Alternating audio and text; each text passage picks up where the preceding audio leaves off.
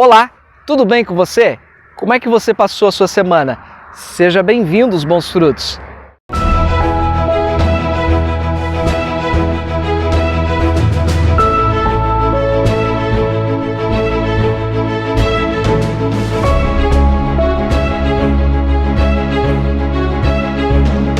Então hoje eu quero compartilhar um tema com você, o conflito entre a razão e a fé. Nós vamos ler o texto de Hebreus, capítulo 11, versículo 1, que vai dizer assim: Ora, a fé é a certeza de coisas que se esperam, a convicção de fatos que não se veem. Há uma frase de Martim Lutero que ele vai dizer assim: o grande inimigo da fé é a razão. Para nós entendermos um pouquinho qual é a definição de fé, significa que temos confiança total nas coisas que esperamos, significa ter certeza de coisas que não podemos ver.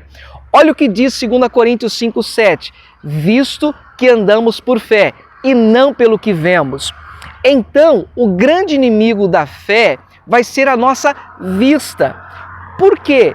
Porque você vê com os olhos. O que você vê com os olhos é diferente com o que você vê com o coração.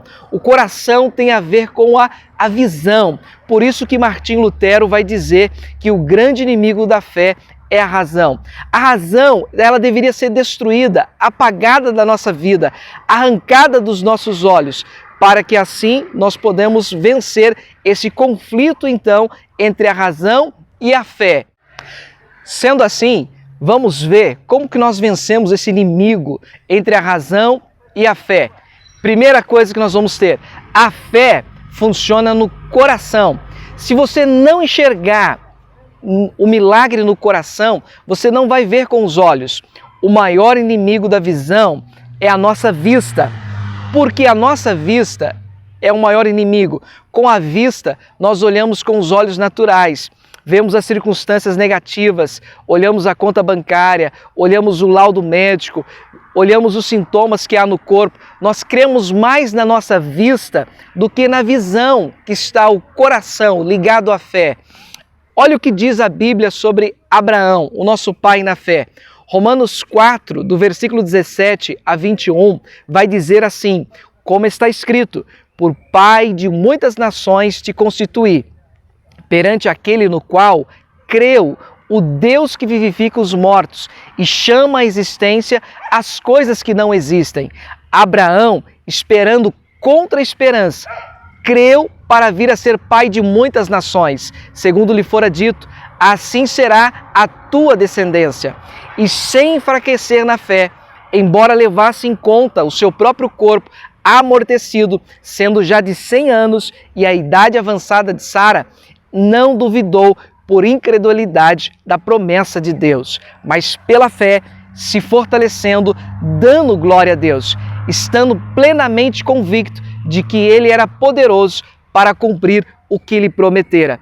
Então Abraão, ele não olhou as circunstâncias, ele não olhou com os olhos, ele não viu a idade avançada de Sara, ele não viu a sua vida, mas ele creu no coração, naquilo que Deus havia prometido para ele, aquilo que Deus havia prometido. Então nós vamos viver nessa batalha constantemente entre a razão e entre a fé. Independentemente das circunstâncias, nós devemos olhar com os olhos do coração, porque a fé, ela funciona no nosso coração. Nós temos que trazer ela para dentro do nosso coração. Assim foi como Abraão. Por isso que nós não devemos ficar olhando as circunstâncias, porque quando nós olhamos as circunstâncias à nossa volta, por meio dos nossos olhos, nós vamos andar por meio da razão. E aí nós vamos ver o que Martim Lutero disse, que o grande inimigo da nossa fé é a nossa razão. Então, muitas das vezes, nós vamos ter que fazer calar a nossa razão para que a fé no nosso coração possa brotar aquilo que Deus deseja. Foi assim que fez Abraão. Ele creu no coração que Deus faria dele uma grande nação. E assim Deus fez por meio da vida dele. Assim Deus vai fazer também por meio da minha vida e por meio da sua vida, quando nós aplicarmos a fé no nosso coração. Segundo, a verdadeira jornada da fé não tem nada a ver com a razão. A jornada da fé está ligada no coração. Quando olhamos com os olhos, que está ligada à nossa razão, os olhos vão olhar para as circunstâncias. E às vezes os olhos vão dizer assim, isso não vai dar certo, isso vai dar errado, isso não vai acontecer. Ele vai olhar sempre as evidências à nossa volta. Agora a visão, quando nós olhamos com a visão que está ligada ao nosso coração, nós vamos perceber que o coração vai dizer vai. É como Pedro, nós falamos lá na semana retrasada, lá em Lucas 5. Pedro, ele era alguém que andava muito pela razão, mas naquele momento ele confia na palavra de Jesus através do seu coração, então ele lança as redes. Ele esquece as redes vazias, esquece o labor da noite toda que ele teve e foca naquilo que Jesus havia dito. Então a palavra, ele toma posse por meio da fé. Agora, como que eu faço para ter uma fé corajosa e tomar posse? Eu preciso fechar a minha razão. É comandar os meus pensamentos. É o que dizia Martinho Lutero. Eu devo destruir a razão para viver por meio da fé, daquilo que o Senhor tem. Lá em 1 Reis 19, nós vamos ver o chamado de Eliseu, quando Elias vai chamar Eliseu.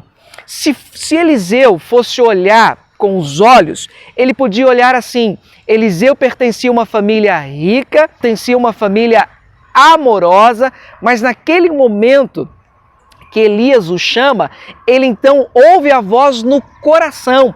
Por meio da fé no coração, ele toma posse, então ele vai ser o sucessor de Elias. Quando ele se torna o sucessor de Elias, você vai ver que Eliseu se torna um grande homem de Deus. Ele faz 28 milagres, a sua vida se torna uma grande evidência por conta que ele não ficou vendo as circunstâncias à sua volta.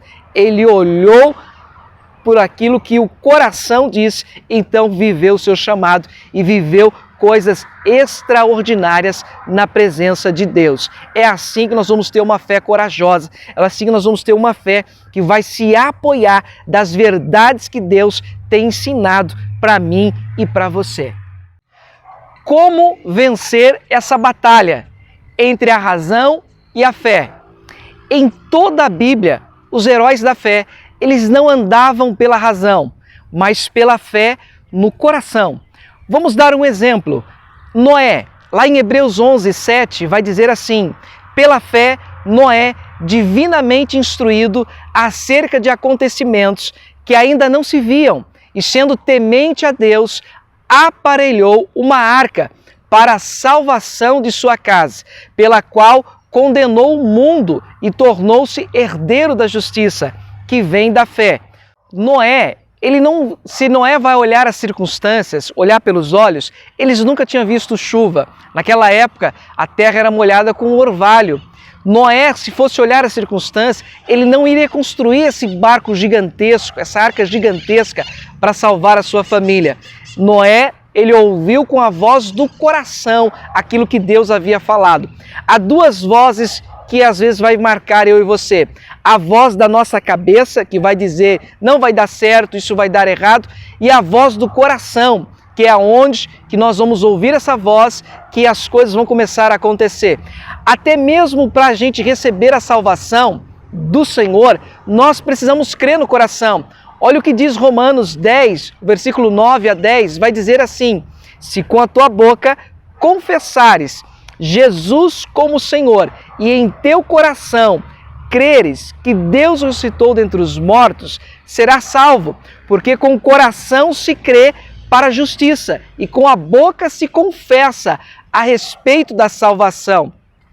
Quando você aplica o coração em algo, você vai perceber que tudo que você aplicar o coração, você então vai conquistar. Eu quero dar alguns segundos para você. Quero fazer uma pergunta para você e eu vou dar uns segundos para você pensar. Qual ou algum sonho ou algo que você aplicou o coração que você alcançou na sua vida? Pense aí. Pensou? Tudo que nós aplicamos o coração, nós alcançamos. Foi assim uma frase, um texto que eu gosto muito, é de Daniel 10, versículo 12, que vai dizer assim, no primeiro dia que Daniel aplicou o coração em compreender aquilo que Deus estava trazendo e falando com ele, a Bíblia vai dizer que Deus ouviu a oração de Daniel. Então você vai perceber que aquilo que nós aplicamos o coração de maneira tão profunda, nós alcançamos da parte de Deus. Há uma frase de Kierkegaard que diz assim: a verdadeira fé começa quando a razão termina. É assim que a fé funciona. Se entrarmos pelo caminho da razão, nós vamos entrar pelo caminho do medo, da dúvida, da insegurança. Nós temos uma carreira para percorrer. Jesus está conosco. Por isso, nós devemos andar por meio da fé, a fé que está alicerçada no coração. Para que possamos viver por fé e viver o sobrenatural de Deus para a nossa vida, nós devemos alicerçar a nossa fé no coração, que é a visão, como diz a palavra do Senhor para mim e para você. Chegamos ao final dessa mensagem. Que o Senhor possa nos abençoar, que o Senhor possa nos fazer crescer, que essa fé no coração possa mover a minha e a sua vida, porque é essa fé que vai agradar a Deus. Olha o que diz Hebreus 11:6. Sem fé é impossível agradar a Deus, pois quem dele se aproxima precisa crer que ele existe e que recompensa aqueles que o buscam. Que nessa jornada da fé nós possamos fazer calar a voz da razão e ir pela fé do nosso coração.